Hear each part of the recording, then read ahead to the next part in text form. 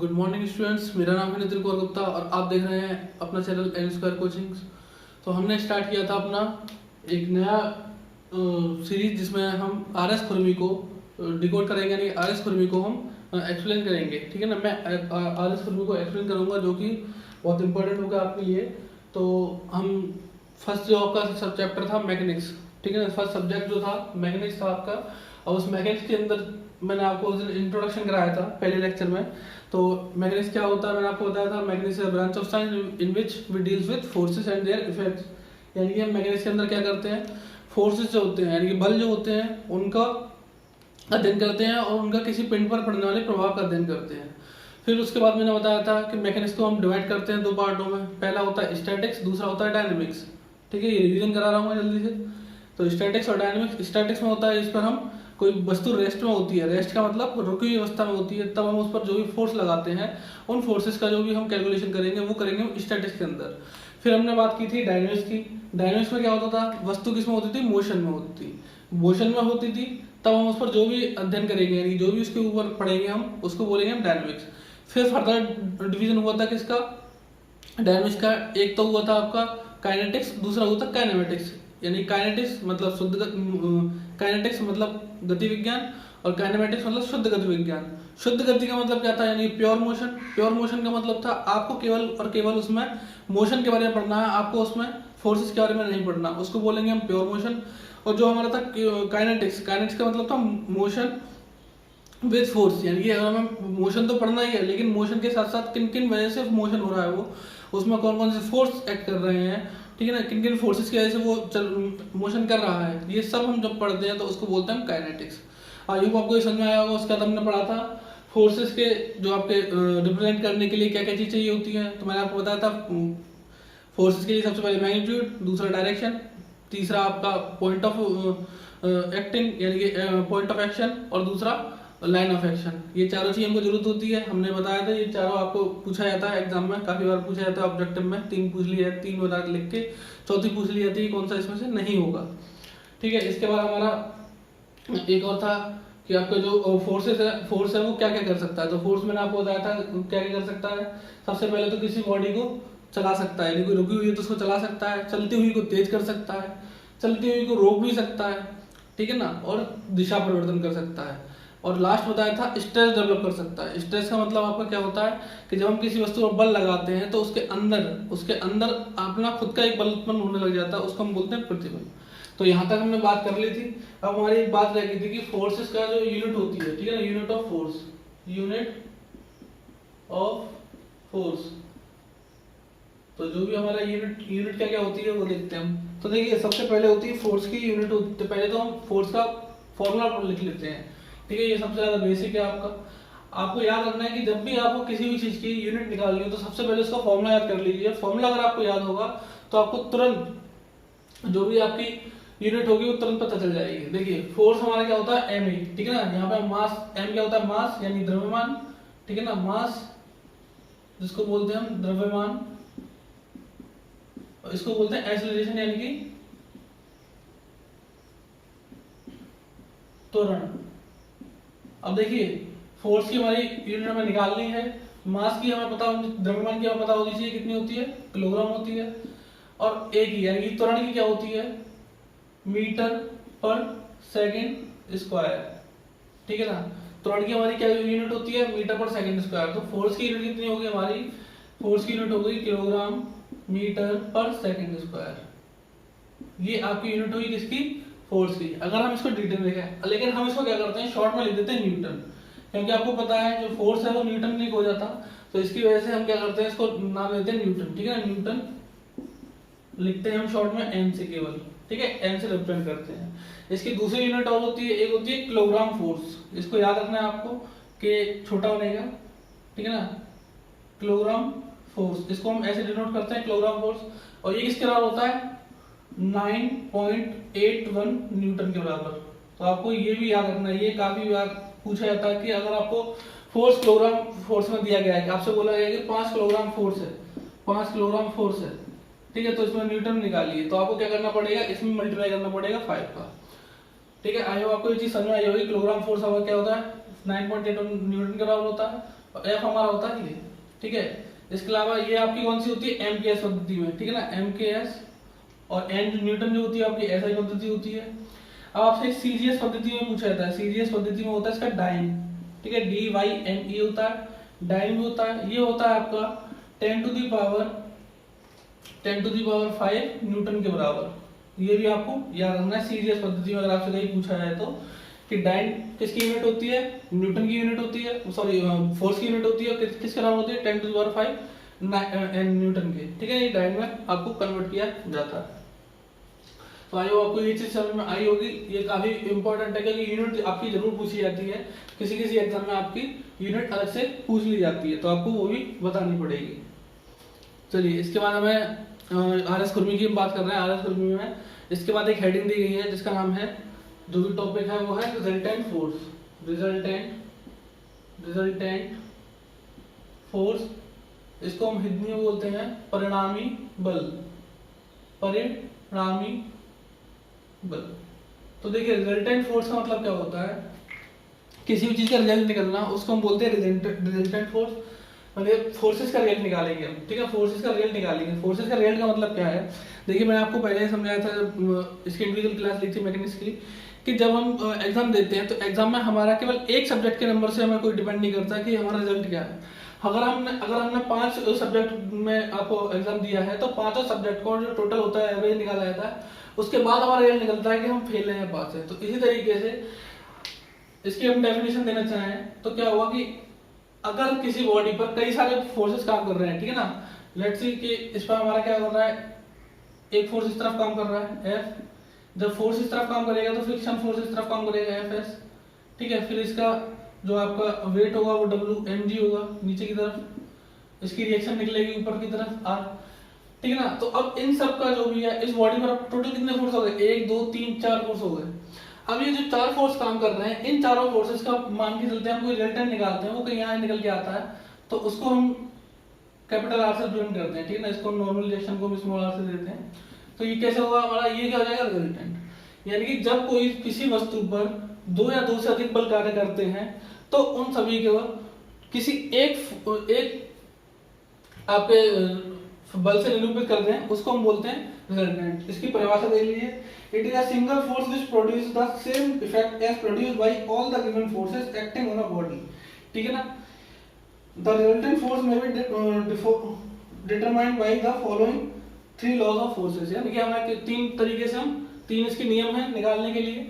आप एक बार इसको फिर से समझ लीजिए कि अगर कोई बॉडी है, मान के चलिए कि बॉडी है, इस पर एक बल कर रहा है 4 न्यूटन का और एक बल काम कर रहा है इस तरफ 3 न्यूटन का, ठीक है ना।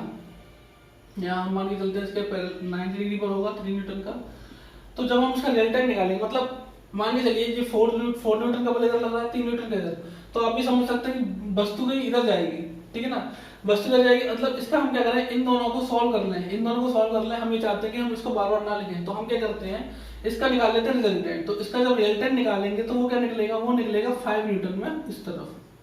तो ये आपको याद रखना है कि जब किसी वस्तु पर 2 या 2 से अधिक, जरूरी नहीं 2 ही हों, 2 से ज्यादा भी होंगे, अभी हम आगे देखेंगे, ठीक है, 2 या 2 से अधिक बल कार्य करते हैं तो उन सबका परिणामी क्या होता है, उन दोनों का जो भी इफेक्ट था वो अकेले डाल सके, तो ये जो होगा वो इसका अकेला इफेक्ट डालेगा, ठीक है ना। तो आई होप आपको ये चीज क्लियर हो गई होगी।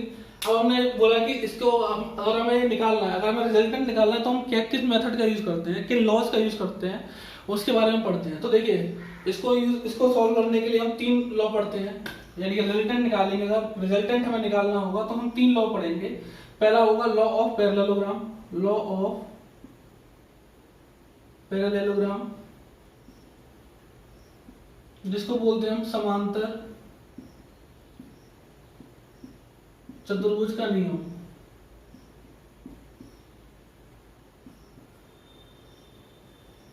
अब ये समांतर चतुर्भुज का नियम क्या होता है वो समझते हैं। देखिए इसमें आपको डेरिवेशन नहीं करा सकता मैं डेरिवेशन नहीं कराऊंगा, लेकिन आपको ये समझा सकता हूँ कैसे हुआ। तो देखिए हम क्या मानते हैं, समांतर चतुर्भुज का नियम क्या कहता है, ठीक है, यदि किसी बिंदु पर 2 बल इस प्रकार लग रहे हैं,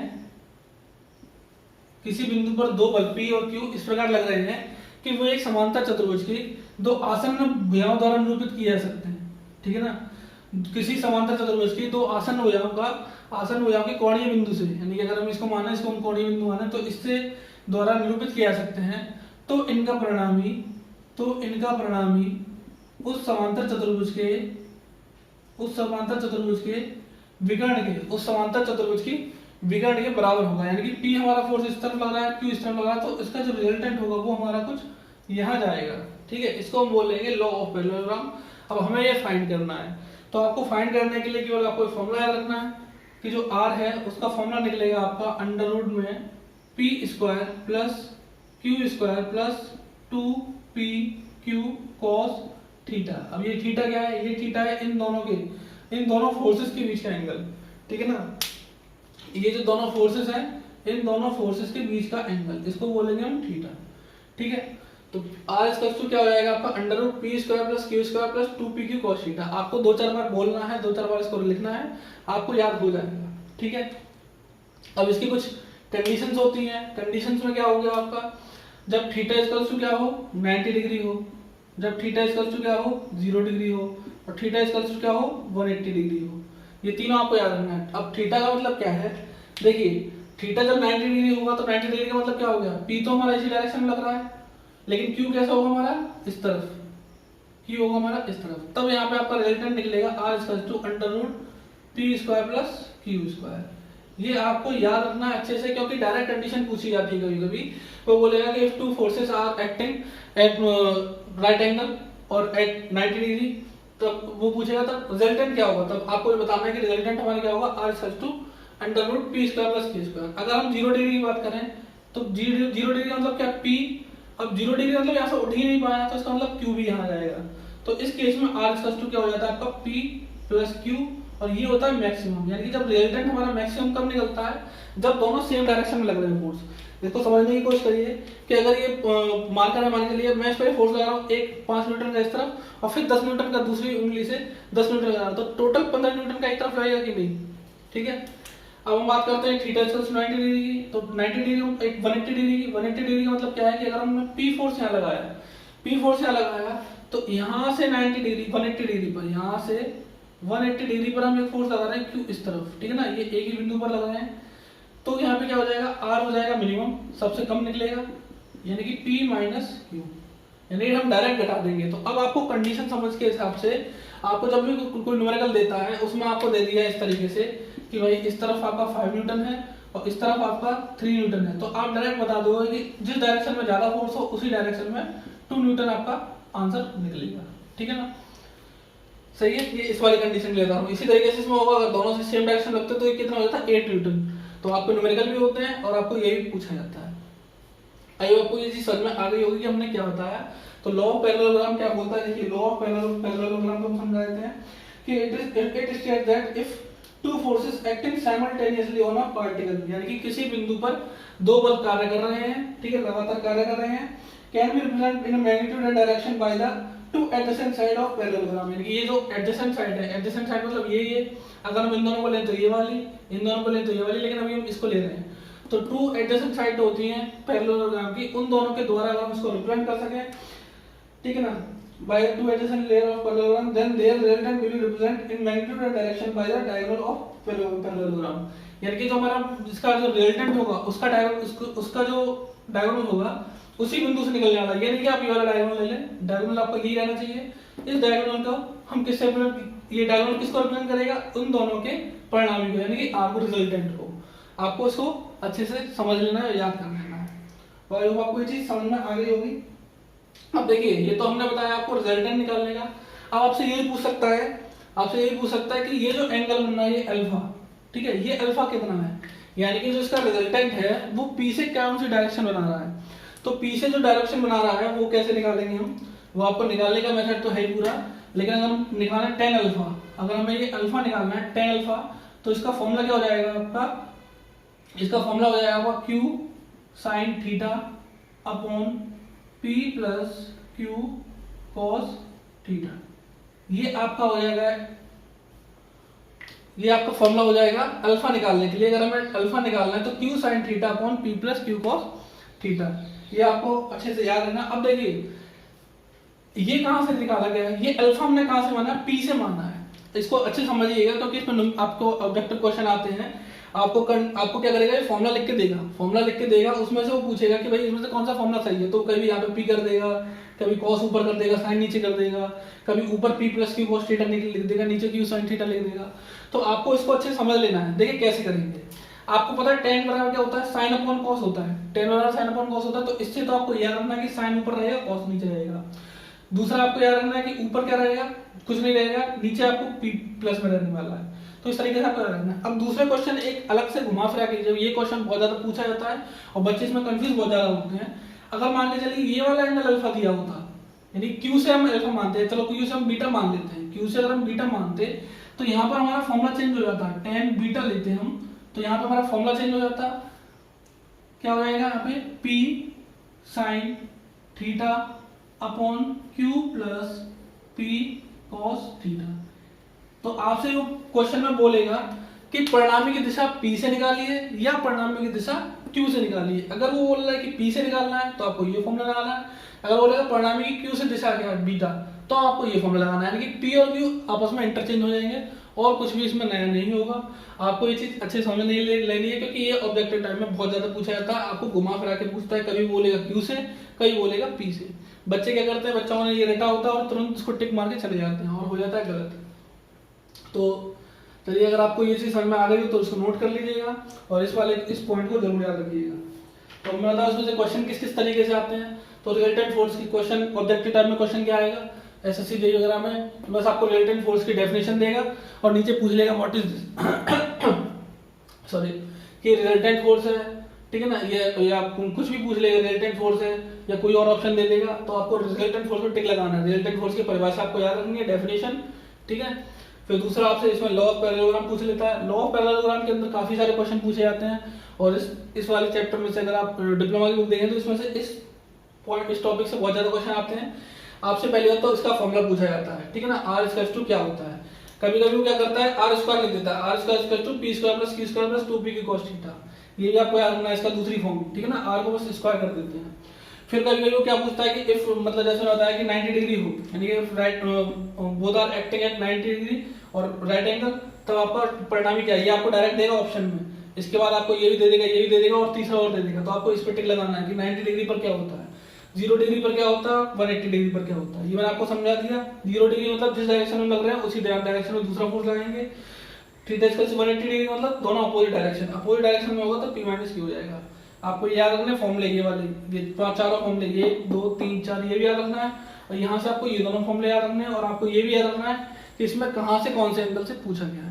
अगला आपका जो टॉपिक है वो है ट्रायंगल ऑफ फोर्सेस, यानी कि अगर हम रिजल्टेंट निकालेंगे तो मैंने आपको बताया हम 3 मेथड यूज कर सकते हैं। पहला था हमारा law of parallelogram of force, दूसरा हमारा ट्रायंगल ऑफ फोर्स। अब ट्रायंगल ऑफ फोर्स का मतलब क्या होता है, इसको हम कैसे लिख सकते हैं कि अगर हम किसी एक फोर्स को, कहते हैं किन्हीं दो फोर्सेस को इस तरीके से हम रिप्रेजेंट करते हैं, जैसे मान के चलिए ये P था और ये Q था, ठीक है ना, अभी हमने बनाया था इस तरीके से।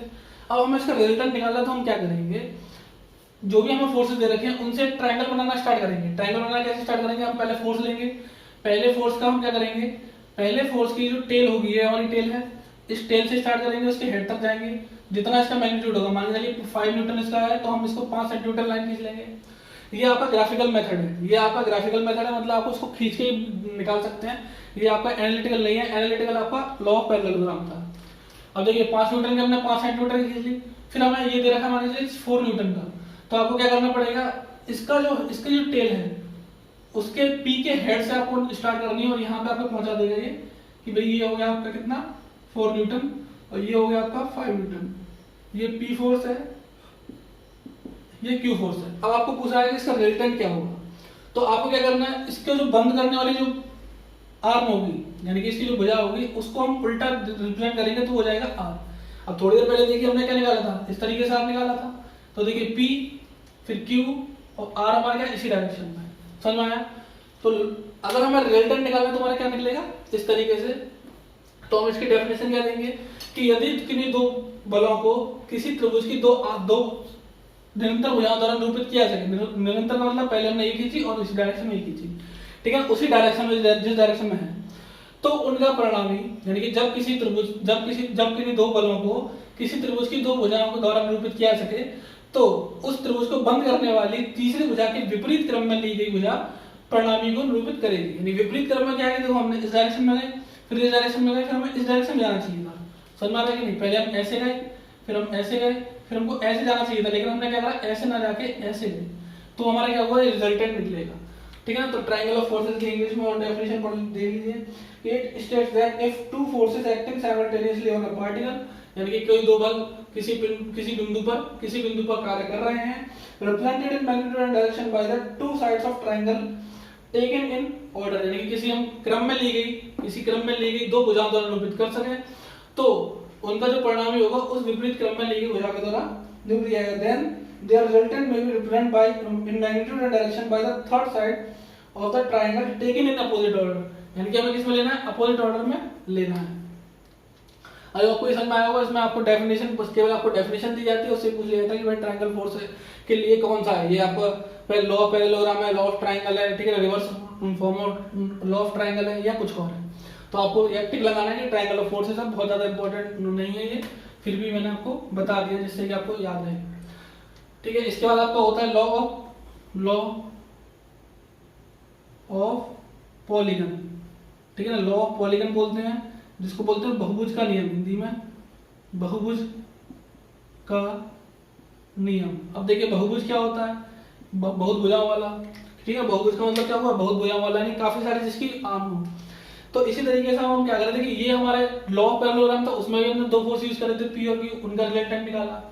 इसमें भी हमने दो फोर्स यूज किए, पी और क्यू, उसका रिजल्टेंट निकाला। ये दोनों किसके लिए थे, आपके लॉ ऑफ पैरेललोग्राम और लॉ ऑफ ट्रायंगल, ये दोनों थे आपके किसी दो भुजाओं के, मतलब दो फोर्सेस के लिए। लेकिन अब हमारा लॉ ऑफ पॉलीगन क्या होगा कि किसी पॉइंट पर एक साथ कई सारे बल काम कर रहे हैं, कि F1, ये F2, फिर F3, फिर F4, फिर F5, मान के चलिए इतने सारे बल कार्य कर रहे हैं। अब इनका रिजल्टेंट निकालेंगे तो हम कैसे निकालेंगे, तो हम ना तो उससे निकाल सकते हैं ना इससे निकाल सकते हैं, हम निकालेंगे किससे, लॉ ऑफ पॉलीगन से, बलों के बल बहुभुज का नियम से। ठीक ना? तो हमारा ये जो त्रिभुज का नियम था, सेम यही है, बस इसमें हम दो फोर्सेस से यूज कर रहे थे, इसमें ज्यादा क्या करेंगे। अब इसको, ये भी हमारा ग्राफिकल मेथड है, जैसे मैंने बताया, केवल एनालिटिकल मेथड आपका जो आपका लॉ ऑफ पैरेललोग्राम था वही था, जो समांतर चतुर्भुज का नियम था, ये आपका सेम रहेगा। इसी की तरह कैसे, अब हम क्या करेंगे, हमने F1 इस डायरेक्शन में ले रखा है, तो इस डायरेक्शन में F1 खींच लेंगे उतना ही मैग्नीट्यूड का जितना उसमें दे रखा है, यानी कि इस डायरेक्शन में। अब F2 में खींचना है, तो हम F2 कहां से स्टार्ट करेंगे, इसके हेड से। F2 यहां से स्टार्ट किया, ये हो गया हमारा F2। फिर हमारा F3 किस डायरेक्शन में, इस डायरेक्शन में, तो ये हमारा क्या हो गया F3। फिर हमारा ये F4 होगा इस डायरेक्शन में, तो हमने ये ले लिया F4। फिर हमारा F5 होगा किस डायरेक्शन में, इस डायरेक्शन में, F5। अब ये हमारा क्या हुआ, क्लोज नहीं हुआ। अब हमें क्या करना पड़ेगा, इसकी क्लोजिंग साइड खींचनी पड़ेगी, यानी कि यहाँ तक पहुंच गया, मान के चलिए F5 तक हमारा यहाँ तक पहुंच गया, तो हम क्या करेंगे, इसकी क्लोजिंग साइड खींचेंगे और उसको अपोजिट डायरेक्शन में ले लेंगे। देखो इसको हम ऐसे चला रहे थे, हम इसको क्या ले लेंगे, अपोजिट डायरेक्शन, तो ये हमारा क्या हो जाएगा, रिजल्टेंट। तो यहाँ से यहाँ तक को हम इसको क्या करेंगे, मेजर करेंगे, यानी इसके ऐसे नाप लेंगे, नाप के हम बता देंगे कि भाई इतने न्यूटन का निकला। सही है। तो लॉ ऑफ पॉलीगन यानी कि जो बल बहुभुज का नियम था वो क्या कहता है कि यदि किसी बिंदु पर कई सारे बल कार्य कर रहे हो तो उनको हम क्रमानुसार क्या करें, उनकी दिशाओं द्वारा, यानी कि जैसे यहाँ से मान के चलिए 50 डिग्री पे था, तो हम क्या करेंगे, यहाँ से इसको 50 डिग्री पर खींच लेंगे इस तरह। फिर हमारा ये मान के चलिए यहाँ से 80 डिग्री पे था, तो हम क्या करेंगे, इसको आगे खींच के यहाँ से 80 डिग्री पर इसको खींच लेंगे। तो इस तरीके से आपको बनाना पड़ेगा। आपके टॉम में भी इस तरीके के क्वेश्चन पूछे जाते हैं, तो आपको ये याद रखना है कि आपका रिजल्टेंट कैसे निकाला।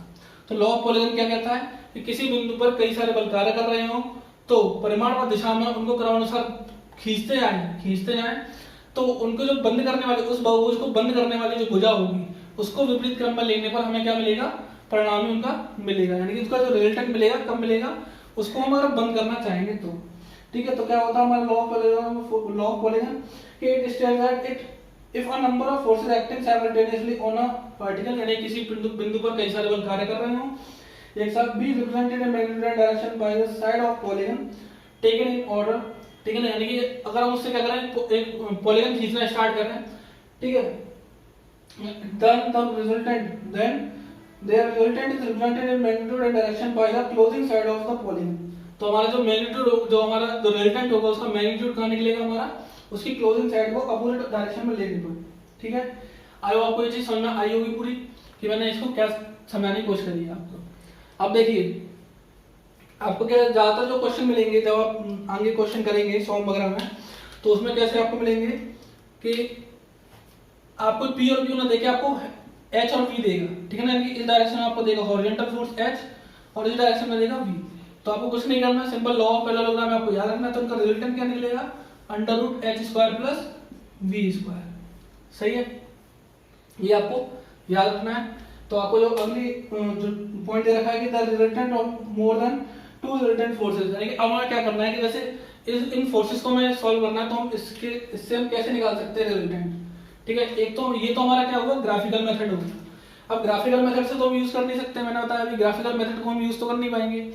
अगर आपको इसको एनालिटिकल मेथड में करना है तो आप क्या करेंगे, इनके कंपोनेंट बनाएंगे, यानी कि जो भी एक एक्स डायरेक्शन लेंगे एक वाई डायरेक्शन लेंगे, इसमें आप क्या करेंगे, इनको बांट लेंगे। तो देखिए F1 तो हमारा एक्स डायरेक्शन में पहले से ही है, तो F1 हमारा यहाँ पे F डायरेक्शन में, या मैं इधर बना लेता हूँ F1 हमारा इस डायरेक्शन में पहले से है।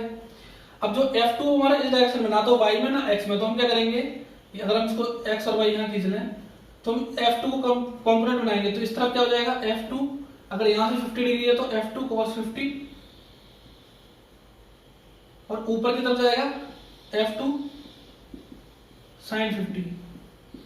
ठीक, इसी तरीके से अगर ये F3 है, ये मान लीजिए यहाँ से 30 डिग्री बनाता है F3, यहाँ से 30 डिग्री बनाता है, तो हम क्या करेंगे, इसको ऊपर की तरफ ले जाएंगे। किस तरफ, जिस तरफ एंगल होगा उस तरफ cos लेंगे। तो इस तरफ एंगल है तो इस तरफ लेंगे F3 cos 30, और जिस तरफ एंगल नहीं है उस तरफ लेंगे sin, तो F3 sin 30। सही है, अब F4 है इस तरफ, मानी चलिए ये है, आपको ये एंगल दे रखा है 20, तो अब इस तरफ एंगल है तो नीचे की तरफ लेंगे F4 cos 20। आप दोनों तरीके से कर सकते हैं, अगर इसको 70 मान लें तो इस तरफ आ जाएगा F4 sin 70, इस तरफ आ जाएगा sin इधर cos 70, लेकिन हम इधर 20 ले रहे हैं इस वाले से, तो यहाँ पे F4 cos 20, और इस तरफ ले लेंगे कौन सा, F4 sin 20। अब बचा हमारा F5 वाला, ये वाला डायरेक्शन, अगर इसको हम मान लें यहाँ से 60 डिग्री, अगर ये 60 डिग्री है तो जिस तरफ एंगल होगा उस तरफ cos, तो F5 cos 60, और इस तरफ ले लेंगे नीचे की तरफ F5 sin 60।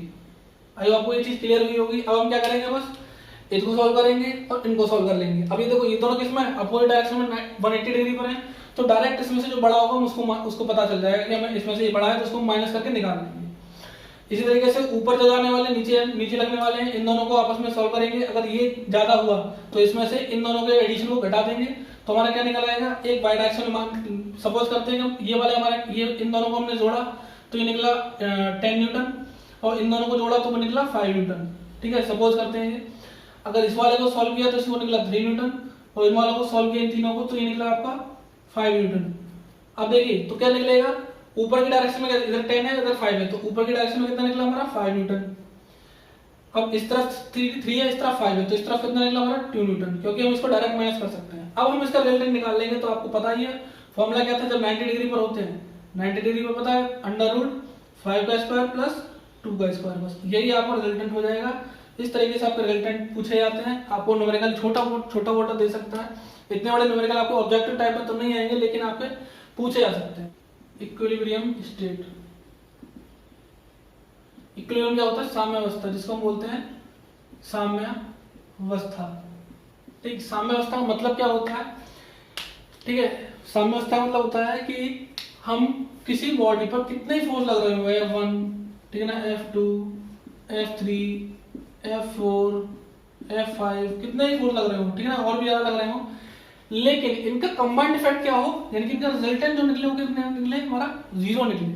सही है, इनका जो रिजल्टेंट है वो हमारा क्या निकले, 0 निकले, तो हम उसको क्या बोलेंगे, उसको बोलेंगे हम इक्विलिब्रियम।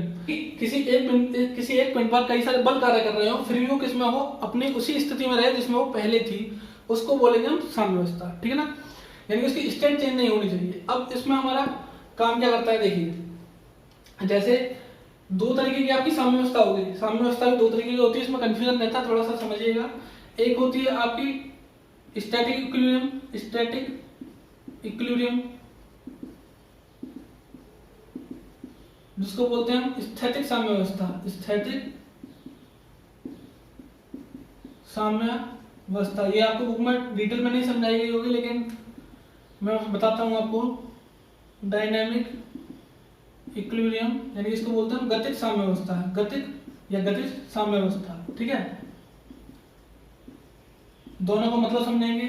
देखिए स्टैटिक इक्विलिब्रियम का मतलब क्या था, स्टैटिक इक्विलिब्रियम का मतलब है कि यदि कोई वस्तु रेस्ट में है, यानी कि अगर वो रेस्ट में है, पहले से वो रेस्ट में थी, अब हमने इस पे क्या करा, दो फोर्स लगा दिए, F1 F और एक इस तरफ से F, ये फिर भी रेस्ट में है, तब हम इसको क्या बोल रहे हैं कि वस्तु इक्विलिब्रियम में है, यानी कि जो इस कंडीशन में वो पहले थी उसी कंडीशन में वो रहनी चाहिए।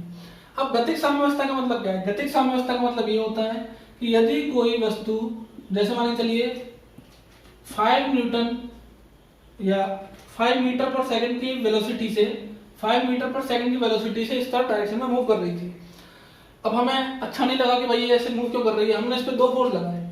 एक फोर्स लगा दी इस तरफ से 5 न्यूटन का या 3 न्यूटन का, 3 न्यूटन का, एक फोर्स लगा दी इस तरफ से 3 न्यूटन का।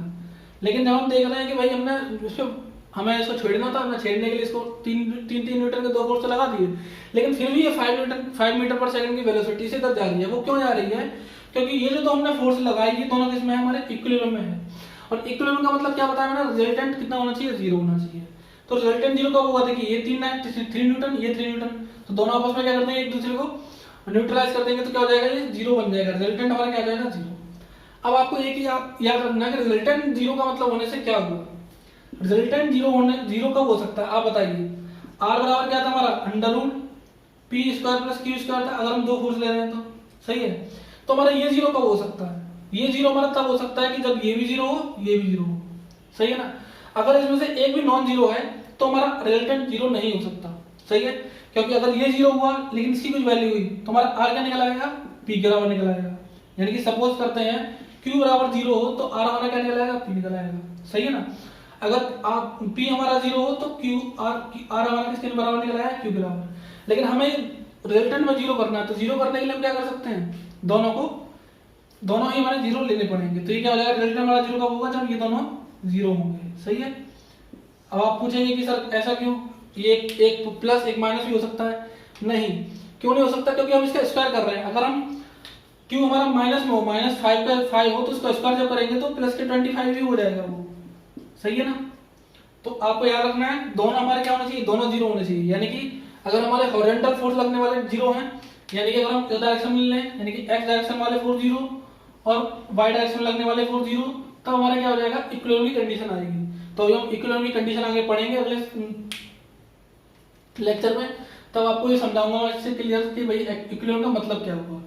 तो आई होप आपको जो भी आज समझाया है वो आपके समझ में आया होगा। अगर आपको समझाई हुई चीज जो भी है आपके समझ में आ रही है तो प्लीज़ वीडियो को लाइक जरूर कर दीजिएगा, और चैनल को सब्सक्राइब जरूर कर दीजिएगा। साथ ही साथ अपने जो भी दोस्त हैं जो तैयारी करना चाहते हैं, जो स्टार्ट कर रहे हैं, या उन बच्चों को जो first year, second year, third year में है, उनके लिए भी बेनिफिट है। अगर बच्चा पढ़ना चाहे तो इससे पढ़ सकता है। जो भी स्टूडेंट्स हैं, ठीक है ना, जो नहीं पढ़ पा रहे हैं वो इनसे पढ़ सकते हैं। और मैं पढ़ा रहा हूँ RS खुरमी, जो कि मैंने आपको बताया बहुत ज़्यादा इंपॉर्टेंट बुक है, और एज इट इज क्वेश्चन उठ के आएंगे, ठीक है ना। मैंने आपको बता दिया कि जो चीज़ मैं बता रहा हूँ उस टाइप के क्वेश्चन, जब आप बुक देखेंगे पीछे तो बुक में आपको यही तरह के क्वेश्चन मिलेंगे। कि वो आपसे पूछेगा कि इक्विलिब्रियम कंडीशन के लिए क्या बोलेगा, इक्विलिब्रियम कंडीशन के लिए रिजल्टेंट हमारा क्या होना चाहिए, 0। ये आपसे यही पूछेगा व्हाट इज इक्विलिब्रियम, तो उसको 4 स्टेटमेंट दे देगा कि इफ रिजल्टेंट इज 0, ठीक है ना, if P equal to 0, if Q equal to 0, या कोई भी इस तरीके से 3 दे देगा। तो आपको बताना रिजल्टेंट अगर 0 हो तो हमारा इक्विलिब्रियम कंडीशन आ जाती है। चलिए, तो आज के लिए बस इतना ही।